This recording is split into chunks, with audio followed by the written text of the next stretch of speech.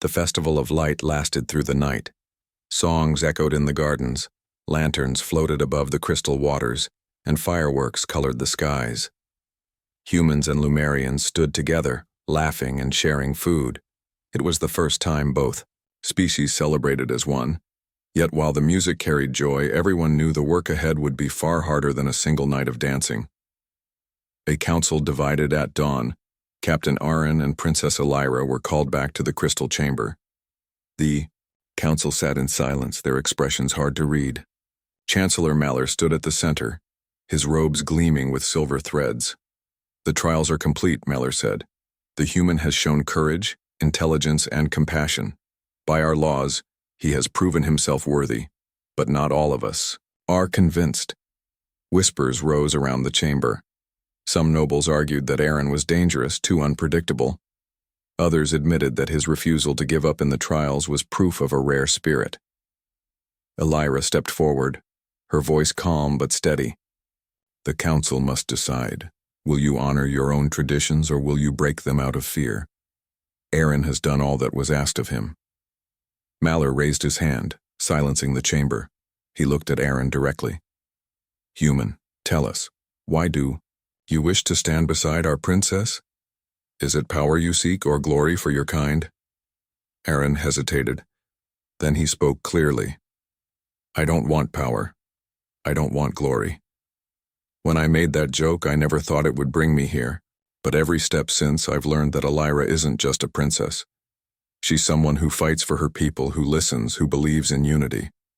I want to stand beside her, not as a ruler, but as a partner. If that is not enough, then nothing will be." The chamber fell silent. Malor's sharp eyes studied him for a long moment. Then he gave a slow nod. "The council will vote."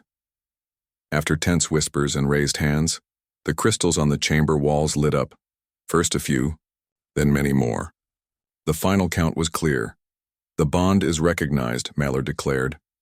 "By law and by choice, Captain Aaron may stand with Princess Elira." The people's response. When the decision was announced, the city erupted in celebration. Bells rang, banners of silver and blue waved in the streets, and people gathered in the plazas. Some cheered openly, while others remained cautious, whispering that the future was uncertain. Aaron and Elira walked through the grand square together. Children ran up to them, offering glowing flowers. An elder Lumerian bowed deeply, saying, "Perhaps this is what our world needs, someone who sees us as equals, not as enemies." Kira, standing nearby, whispered to Aaron, "I never thought I'd see the day when aliens cheered for a human captain." Aaron grinned. "Neither did I. Guess we're all full of surprises." Still, not everyone was happy. A group of nobles muttered in the shadows, their eyes sharp with suspicion. The path forward would not be free of resistance. The shadow of war news soon arrived that troubled the celebration. Beyond Lumeria, a hostile empire known as the Drax Dominion was moving fleets closer to the border. For years they had watched Lumeria with greedy eyes. Now sensing change, they prepared to strike. The council panicked. Some argued to close the skies and retreat. Others wanted to send messengers of peace. Elira stood firm. "We cannot hide," she said. "The Dominion respects only strength. But strength is not only weapons. It is unity." Aaron stepped beside her. "On Earth we have a saying, divided we fall, united we stand. If we fight separately, the Dominion will crush us. But if we stand together, human and Lumerian, we can hold them back." The council murmured nervously. Some doubted humanity's power, but Elira's faith in Aaron swayed many. Malor finally said, "Very well. If the bond between you is true, then let it be tested not only in words, but in war." Preparing for battle, the days that followed were filled with urgency. Human engineers worked side by side with Lumerian crystal smiths. Together they built new defenses, combining Earth's machines with Lumeria's living crystals. Soldiers trained together, learning each other's tactics. At first there was confusion. Humans struggled to control the glowing energy weapons of Lumeria, and Lumerians found Earth's machines too heavy and loud. But slowly, through patience and teamwork, they adapted. Aran spent long hours in the training grounds, encouraging both sides. "You don't have to fight like them," he told the humans. "And you don't have to fight like us," he told the Lumerians. "You just have to fight together." Elira trained alongside them, showing nobles and commoners alike that leadership meant standing in the front lines, not hiding behind walls. The invasion. The Drax Dominion came at dawn, their ships blotting out the sky. Dark, jagged vessels descended, firing beams of burning energy. The ground shook and the city's shields flickered, but this time, Lumeria was not alone. Human pilots launched from their carriers, flying alongside Lumerian crystal wings. Together, they formed a defense unlike anything the Dominion had seen. Aaron led a squadron through the storm of fire. "Stay tight," he shouted. "Cover the wings and strike together." Kira flew at his side, laughing nervously. "I can't believe we're doing this." "Believe it," Aaron replied. "Because today we fight for more than survival. We fight for a future." On the ground, Elira stood with her soldiers, directing both humans and Lumerians. When the Sabre enemy broke through the shields, she charged at the front, her crystal blade glowing bright. The battle raged for hours. At times it seemed the Dominion would overwhelm them. But every time hope faltered, a human and a Lumerian fought side by side, holding the line. Victory and unity. At last, after a desperate push, Aaron's squadron broke through the enemy flagship. A combined strike of human missiles and Lumerian energy shattered the Dominion's core engine. With their fleet crippled, the invaders fled into the void. Cheers erupted across the city. The shields flickered off, and the people poured into the streets once more. For the first time in generations, Lumeria had won not through isolation but through unity. Exhausted, Aaron landed his fighter and joined Elira at the palace steps.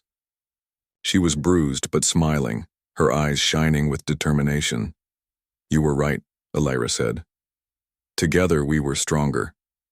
Aaron gave a tired grin. Not bad for a guy who started this with a joke. A new dawn weeks later, a great ceremony was held in the capital. This time, the entire city gathered, not to test or question, but to celebrate. Humans and Lumerians stood side by side in the plaza, banners of both worlds flying together. Elira and Aaron stood before the people, their hands joined. "Today," Elira declared, her voice echoing across the square, "we begin a new chapter. No longer will we stand apart. No longer will fear guide our choices. From this day we build a future together, Lumerian and human, side by side." The crowd roared with approval. Aaron stepped forward, raising his hand. "I came here by accident. I joked and I stumbled and I failed more times than I can count. But each step taught me something important. Unity is not about being the same. It is about standing together even when we are different. And that is what makes us strong." The cheers grew louder, shaking the air. The journey ahead.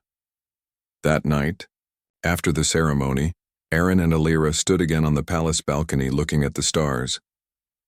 "Do you ever think," Aaron asked softly, "that all this started with a joke?" Elira smiled, her eyes reflecting the starlight. "Sometimes the smallest spark lights the greatest fire," Aaron chuckled. "Guess that makes me the spark." "And me the flame," Elira replied. "Together, we will guide it." As the stars stretched endlessly above, Aaron realized the truth. He had not only found a place among the Lumerians, he had helped create a bridge between two worlds. And though the future would bring challenges, he knew he would face them, not alone, but with Elira at his side. The story of a human, joke, and an alien princess had become something far greater, the beginning of a future where humanity had proven its worth among the stars. The wind howled across the jagged rocks of Zephyra 4, carrying a smell that was both metallic and bitter. Dust swirled in thick clouds, stinging the eyes of Commander Lyra as she scanned the horizon. Her team of humans had landed here 2 weeks ago, on a mission to explore the planet for resources and potential colonies. So far, the terrain had been unforgiving, the storms frequent, and the alien wildlife aggressive, but nothing had prepared them for this. Ren, her scout, returned from the perimeter with a hurried pace, his face pale beneath the protective helmet. "Commander, you need to see this," he said, his voice trembling slightly. "What is it?" "Ren?" Lyra asked, narrowing her eyes. She had faced countless challenges in her life, from hostile planets to interstellar storms, but Ren's urgency unsettled her. Ren pointed toward a line of trees twisted into strange shapes. "Tracks. Big tracks. Too big for anything we've seen. And the trees. They're broken in ways that don't make sense. Someone, or something, has passed through here, and it's fast. Too fast to be alive this long in this environment." Lyra frowned. She crouched to inspect the ground, her gloved fingers brushing over deep imprints. They were human-shaped, but the stride was unnatural, long, fluid, almost predatory. "How long ago?" she asked. 3 days, Ren whispered. His voice dropped to a hoarse whisper. "If it's the same one we saw before, it shouldn't even be alive. No human could survive 3 days in this storm without shelter or supplies." Lyra's jaw tightened. She had hoped that whatever had been stalking them was merely a rumor, a shadow blown out of proportion by fear. But now, with proof under her hands, fear began to settle in. "Keep your eyes open," she said finally, "and move carefully. This thing is hunting, and it knows we are here." Ren swallowed hard. He had been the bravest of the team once, scouting ahead through jungles, deserts, and alien terrain. But even he had never felt this level of fear. The team moved silently through the jagged landscape, each footstep careful, calculated.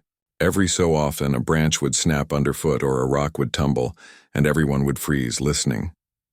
The sound of the wind was like a drum, covering smaller noises, but also hiding danger. By mid-afternoon, they reached a narrow canyon. The sun hung low in the sky, casting long shadows across the red rocks.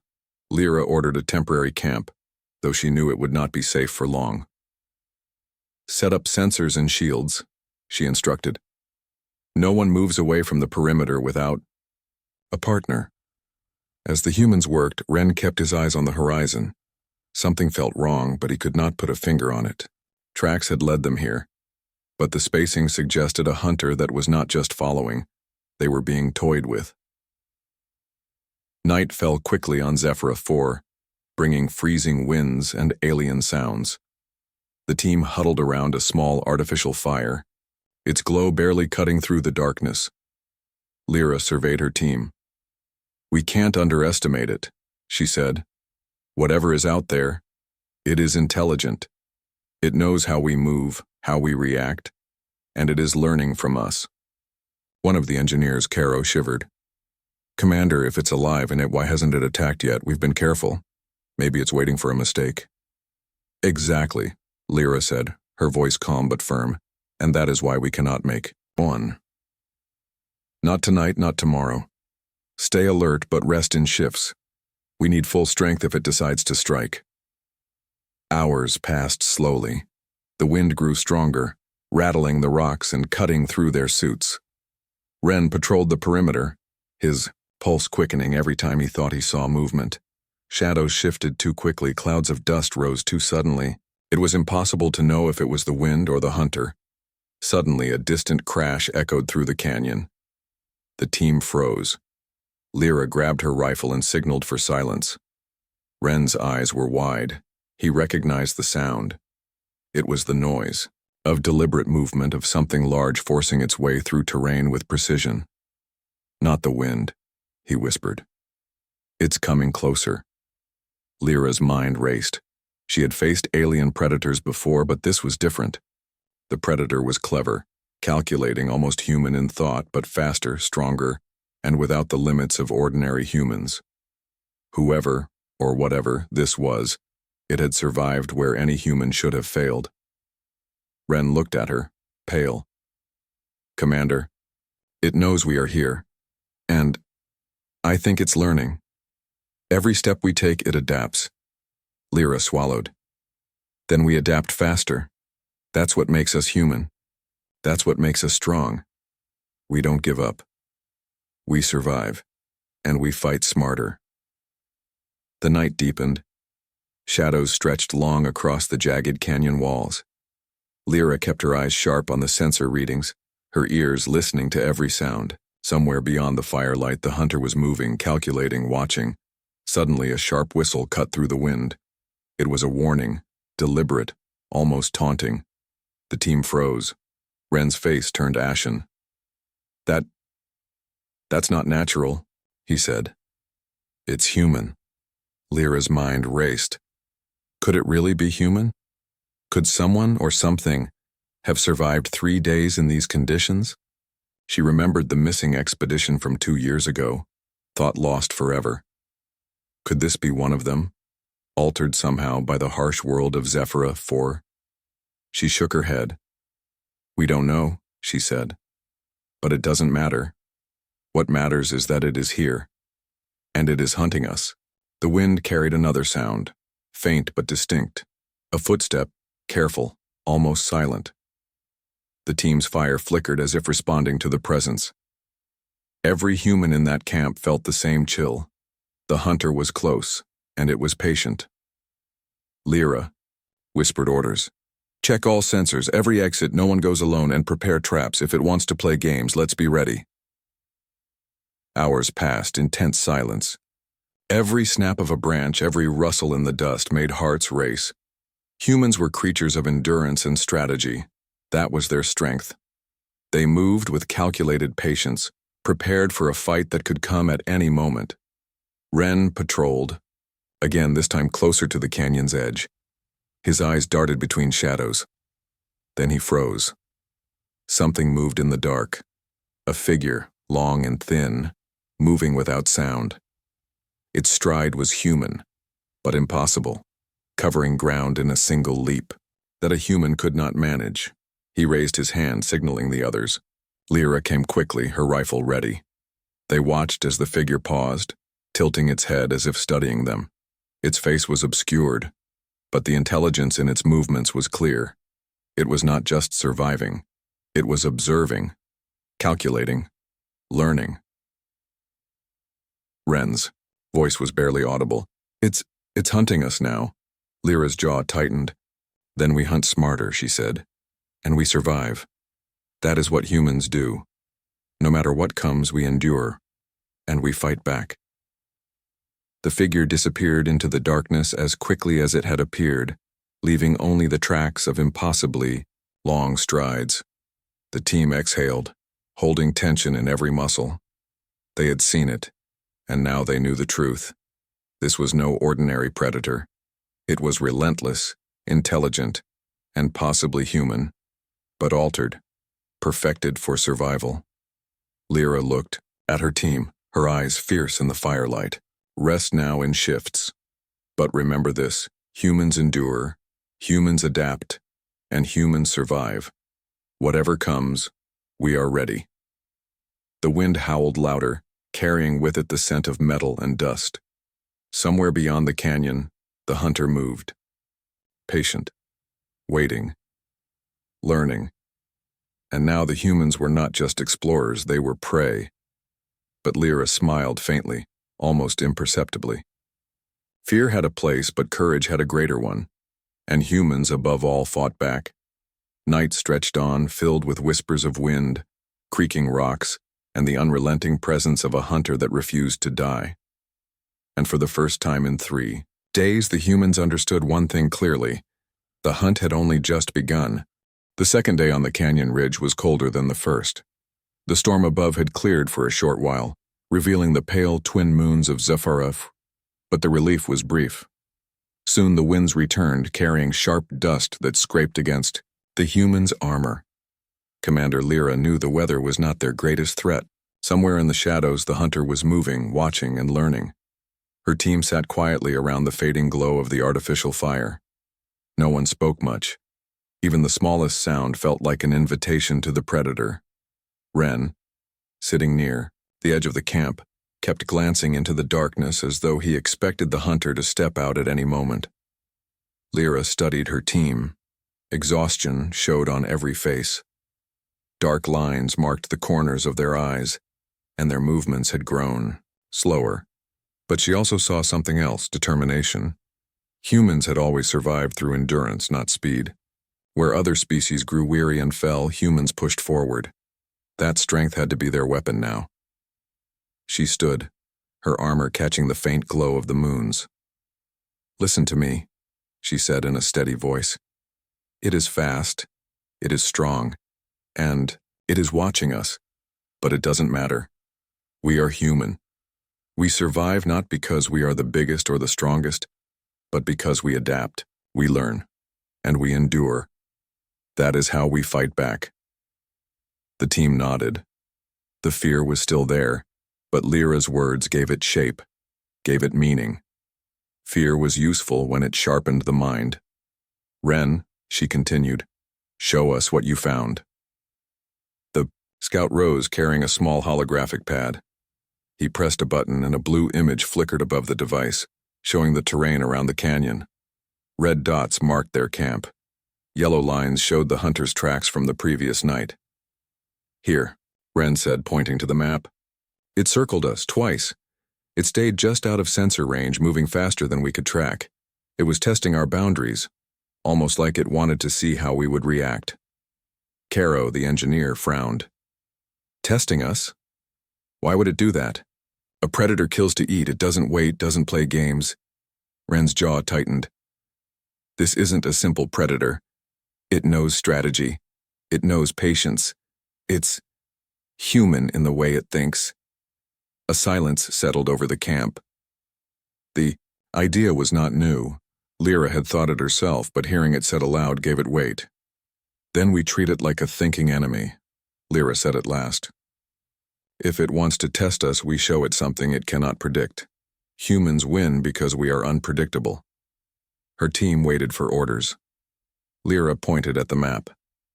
"We prepare traps, not simple ones. It will expect those. We use the terrain.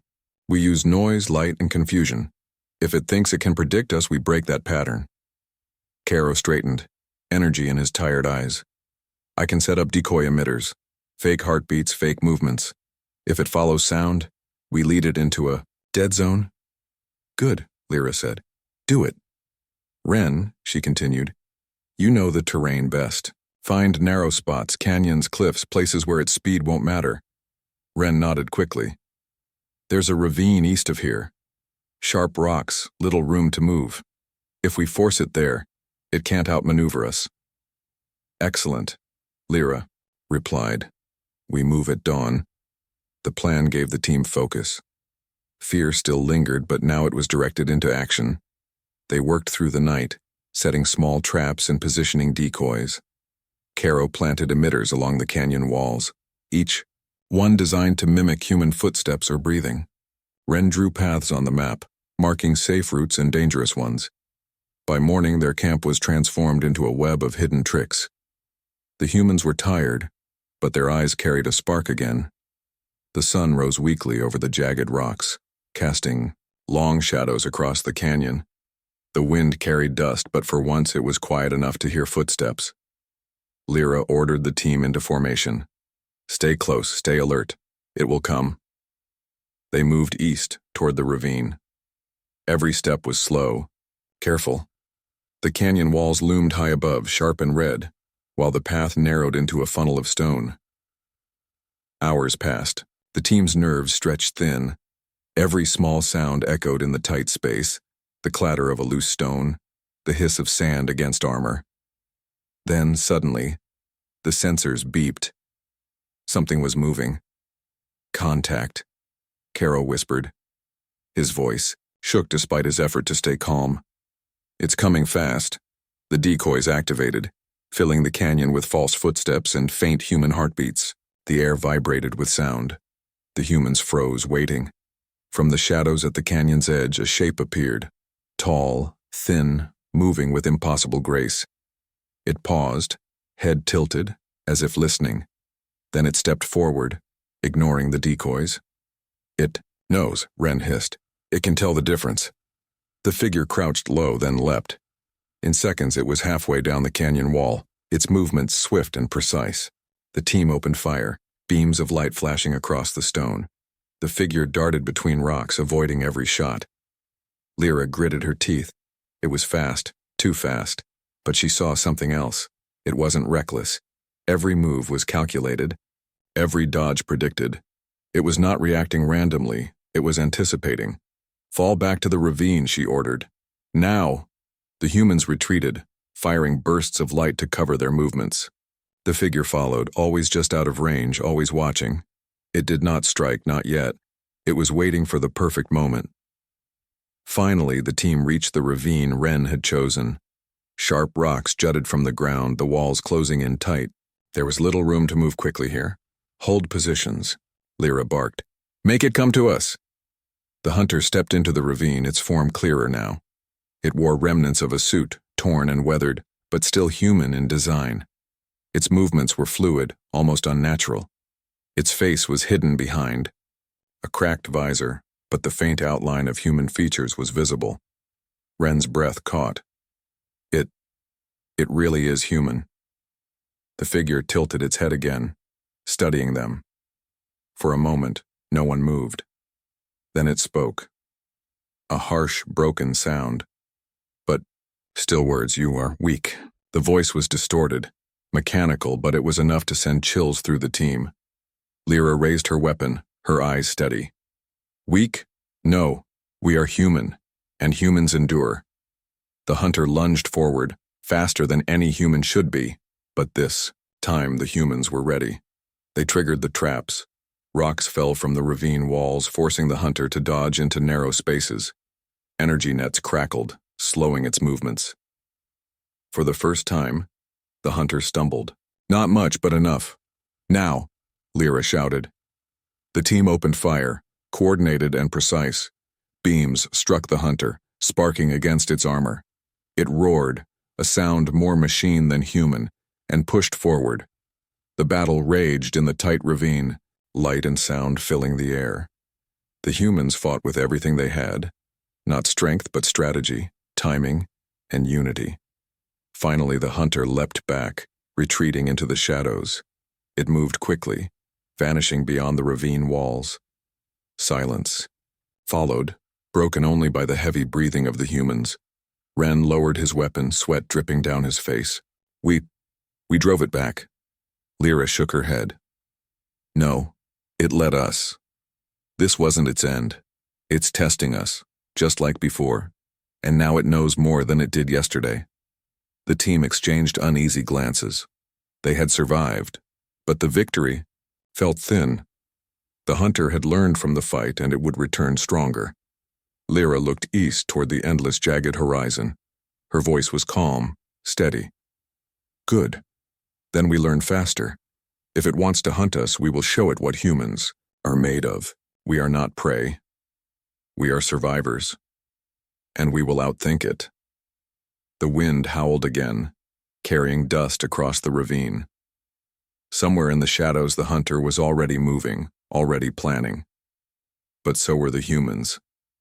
The game of survival had become a battle of wits, and Lyra knew one truth above all: humans did not give up, not now, not ever. The air of Zephyra 4 grew heavier as the third day began. The humans had survived another night, but only barely. The strange hunter had withdrawn into the darkness after the battle in the ravine, but no one believed it was gone. It was waiting, adapting, and planning its next move. Commander Lyra stood at the canyon's edge, looking at the landscape beyond. Dust storms swirled in the distance, painting the horizon in shades of red and gray.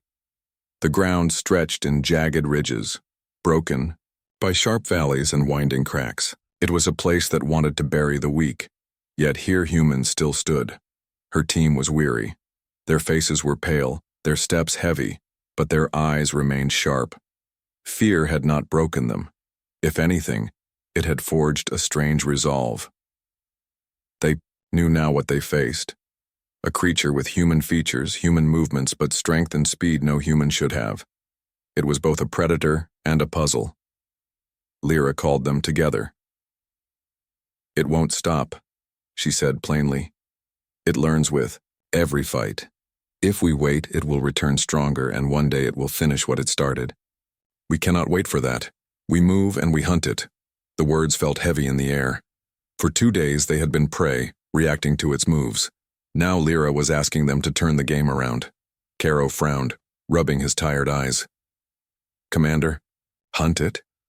That thing moved like lightning. Even in the ravine, it nearly crushed us. If we go after it, aren't we walking into its trap? Maybe, Lyra admitted. Her voice stayed calm even. But we don't survive by waiting for death. Humans endure because we adapt, and we adapt best when we take control. It thinks it knows us, it thinks it can predict us. That is its weakness. Because we are unpredictable. Ren stepped forward, gripping his scout's pad. I agree. It circled us before, always staying close. If it is following patterns, we can follow them too. I tracked its path after the battle. I think I know where it went. He activated the pad and a map glowed in blue light. Here, he said, pointing to a ridge that cut across the canyon like a knife. It went northeast. The path leads into broken terrain, tight passages, collapsed cliffs, and acid pools. If we chase it there, it won't be able to use speed the same way. Lyra nodded. Then that's where we go. Gather supplies. We leave in an hour. The humans moved, quickly, though their bodies ached. They checked weapons, sealed armor, and recharged their limited power packs. Every motion carried urgency. They knew the hunter was near. They knew it was watching. By midday, the team was climbing the ridge. The path was narrow, forcing them into single file. The wind whistled through the cracks, carrying faint echoes that made it hard to tell where sounds began and where they ended. Ren led at the front, his eyes scanning every shadow. Tracks, he whispered. He pointed to the ground. Prints pressed into the dust, long and deep, stretched unnaturally far apart. It passed through here, recently. The team stiffened. If the tracks were fresh, the hunter was close. Very close. They pressed on. Every so often the prints disappeared as though the figure had leapt across impossible distances. Then they would reappear, almost mocking, as if it wanted them to follow. It's luring us, Caro muttered. His voice shook. Yes, Lyra said, her eyes cold but steady. And we're letting it. Because sometimes the best way to win is to walk into the trap, knowing it's a trap. That's how we set our own. Hours passed. The ridge led into broken terrain just as Ren had predicted. Sharp rocks jutted upward like the teeth of giants. Pools of green liquid bubbled in the cracks, releasing fumes that stung the throat. The team moved slowly, careful not to slip. Then it happened. The sound came first, a stone clattering against rock. Ren turned sharply, raising his rifle. Out of the shadows, the hunter appeared. It was taller than they remembered, or maybe it only seemed so in the flickering light. Its cracked visor glinted faintly. Its movements were smooth, precise, controlled. The humans froze. The hunter stepped forward, its head tilting slightly, the same way it had before. Then, in a voice harsh and broken, it spoke again. 3 days, it said. You should be dead. The words made the air colder. It wasn't just hunting. It was counting, measuring. Lyra's heart thumped, but her face betrayed no fear. She raised her rifle and aimed. 3 days, she replied, and still alive. That's what makes us human. The hunter didn't answer. Instead, it moved. Fast. It leapt across the rocks, covering the distance in seconds. The humans fired, beams flashing in the gloom. The figure twisted, dodging with inhuman grace. Shots cracked stone, shattered rock, but the hunter pressed forward. Fall back, Lyra shouted. The humans retreated deeper into the broken terrain. The hunter followed, each leap echoing like thunder. It was a chase now, and the humans were running not because they were weak, but because they had a plan. Ren led them into a narrow gorge, its walls sharp and steep. Here, he called. The humans scattered into cover as the hunter entered. It paused, scanning, its visor glowing faintly. Then it stepped forward, certain of its strength. That was when Caro triggered the first trap, a cluster of emitters hidden among rocks activated, projecting false human signatures, footsteps, breathing, even faint whispers. The gorge filled with confusion. The hunter spun sharply, striking at illusions, striking at shadows. It was fast, but for the first time it faltered. Now, Lyra ordered. The humans fired in unison, beams crossing the gorge. The hunter stumbled under the barrage, sparks flying as its armor cracked. It roared, a sound broken, half human, half machine, and surged forward again. Ren leapt from cover, drawing it toward the far wall. He fired as he ran, his heart pounding, knowing the trap was seconds from springing. The hunter lunged after him, straight into the gorge's dead end. Caro triggered the second trap. Explosive charges hidden under loose rock detonated, collapsing part of the gorge wall. Tons of stone rained down, blocking the exit and burying the hunter in a storm of dust and rubble. The ground shook, and silence followed. For long moments, the humans stood frozen, weapons ready, waiting. Dust filled the gorge, stinging their eyes. Slowly, the rumbling faded. The pile of stone was still. Ren's chest heaved as he lowered his rifle. Did we get it? Lyra didn't answer at once. She stared at the rubble, her instincts warning her that it wasn't over. Finally, she spoke, her voice steady. If it were only a beast, yes, but this thing is more. It will survive. As if answering her, a sound came from beneath the rubble. A sharp crack, then another. The stones shifted. A hand, human-shaped, armored, powerful, pushed upward through the rock. The team stepped, back, eyes wide. It's still alive, Caro whispered, horrified. The hunter pulled itself free, slower now, but unstoppable. Its armor was cracked, its movement strained, but its visor still glowed with cold light. It stood tall, dust falling from its body, and tilted its head once more. You adapt, it said. Its voice was broken, yet almost curious. So do I. Lyra's grip tightened on her rifle. Her team was breathing hard, but their eyes met hers, waiting for her command. Fear was there, yes, but so was fire. She raised her weapon, her voice firm and unshaken. Then this chase isn't over. But remember this, we are human, and no matter how long you hunt us, we will not fall. We will hunt you too. The hunter paused, as if considering her words. Then it stepped back into the shadows, vanishing into the broken terrain. Silence returned, broken only by the sound of human breaths. The chase was far from finished, but Lyra knew one thing now. The hunter could bleed, it could stumble, and it could be forced back, and that meant it could be defeated.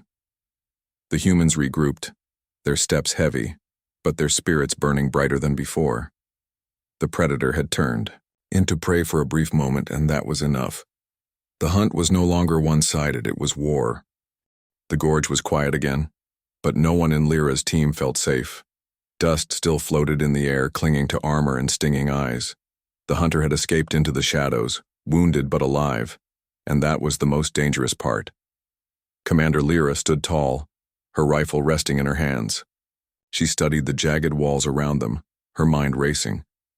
The creature had survived a rockfall that should have crushed anything living. That meant they had heard it, but not enough. She turned to her team.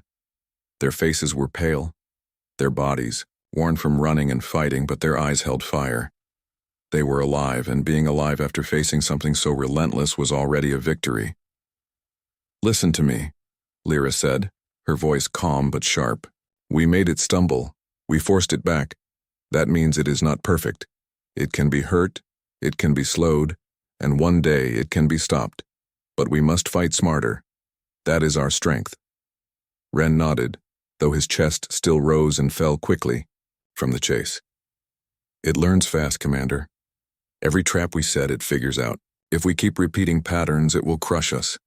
Exactly, Lyra replied. Then we don't give it patterns, we give it chaos. We use what no machine, no creature, no altered human can ever copy, our unpredictability. Caro wiped sweat from his brow, his hands trembling slightly. But how? It reads our moves like an open book. Even in the gorge, it knew how to dodge. Lyra thought for a moment, then raised her eyes to the cliffs above. The wind howled there, sending sharp dust spiraling. We use the world itself. This planet wants us dead, but we can make it work for us. The storms, the acid pools, the magnetic fields, all of it. If we force it into the environment's hands, it won't matter how strong it is. The team exchanged glances. The idea was risky, but every plan was risky now. Ren opened his scout pad, pulling up the map again. There's a valley north of here, he said, tracing a line with his finger. Magnetic storms hit it every few hours, strong enough to pull metal apart. If we lead it there, its armor may work against it. Good, Lyra said. That is our battlefield. The humans packed quickly. Every moment wasted was a chance for the hunter to strike again. They moved north, climbing broken ridges and crossing fields of cracked stone. The twin suns burned faintly through the storm clouds, casting long shadows. Every step was tense. They knew the hunter was close, though. They couldn't see it. Sometimes Ren caught glimpses of movement in the distance, just enough to raise the hair on his neck. A shadow between rocks. A glint of cracked visor glass. Always watching. Always waiting. By evening, they reached the valley. It stretched wide, with jagged cliffs on both sides. The ground was covered in black sand that crunched underfoot. Above, strange clouds swirled, charged with magnetic energy. Every few hours, the sky flashed with arcs of lightning that pulled toward the cliffs, humming with power. Caro's eyes widened. Commander, this place is dangerous even for us. If we get caught in one of those storms, then we move carefully, Lyra finished. This is where it ends, or at least where it begins to end. The team worked quickly, setting up their plan. Caro planted emitters along the valley floor, each one designed to confuse the hunter with false signals. Ren scouted the cliffs, marking narrow routes the humans could use to escape, but the hunter could not. Others placed charges in weak parts of the rock ready to trigger landslides. When the preparations were done, night had fallen. The air hummed with energy, and faint sparks danced in the sky. The humans crouched low behind rocks, weapons ready. Then they waited. The silence stretched long, broken only by the whistle of wind and the hum of the storm above. Hours passed. Some of the team began to doubt. Then Ren's eyes widened. There, he whispered. At the far end of the valley, a shadow moved. The hunter stepped into view, tall and unbroken despite its cracked armor. Dust swirled around its feet as it walked with steady, measured strides. Its visor glowed faintly, reflecting the arcs of light above. The humans tensed. The hunter stopped in the middle of the valley. Slowly, it lifted its head toward the cliffs as if it already knew the plan. Then its voice broke the silence, harsh and distorted. You hide. You run. I learn. Lyra rose from cover, standing tall. And we adapt. That's what makes us human. You think you're hunting us? No, you're the one being hunted. The hunter tilted its head, almost in curiosity. Then it moved. It dashed forward, impossibly fast. The emitters activated, filling the valley with false signals. Heartbeats, footsteps, whispers all around. For a moment, the hunter paused, scanning. Then it leapt sideways, dodging a trap before it even triggered. Now! Lyra shouted. The team fired, beams crossing the valley. The hunter twisted, dodged, but one shot hit its shoulder, sending sparks flying.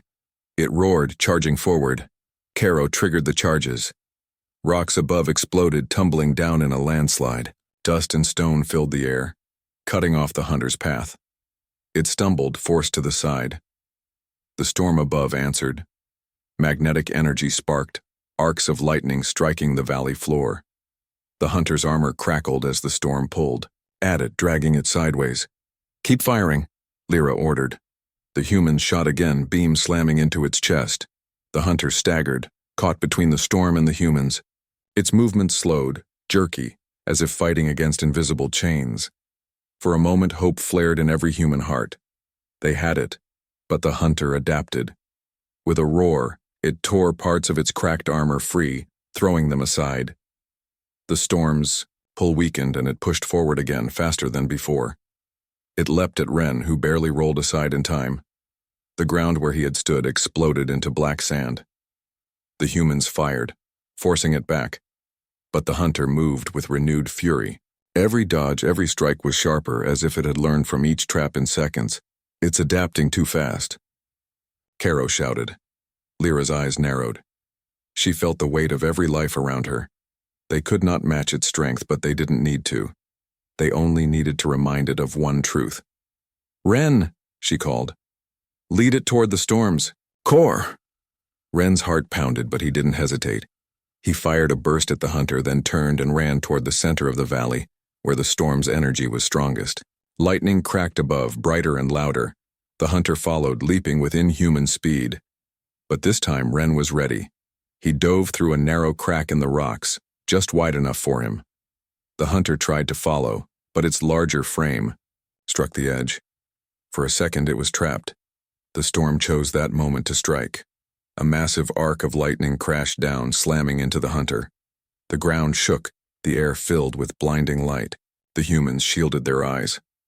When the flash faded, the hunter stood motionless in the storm's center.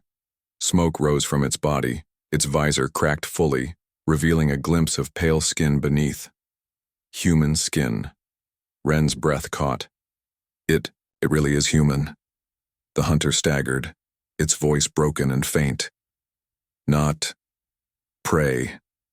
Hunters. Then it leapt again, retreating into the storm, vanishing into the night. The humans lowered their weapons slowly, their breaths heavy. We didn't kill it, Caro said, his voice shaking. No, Lyra said quietly, but we proved something. We can fight it, we can wound it, and we are not the weak prey it thought we were. She looked at her team, her voice steady despite the storm around them. This is no longer a hunt.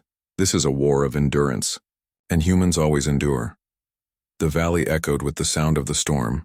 The hunter was still alive, somewhere in the darkness, but the humans had taken back something precious, hope, and now they were not just running. They were fighting.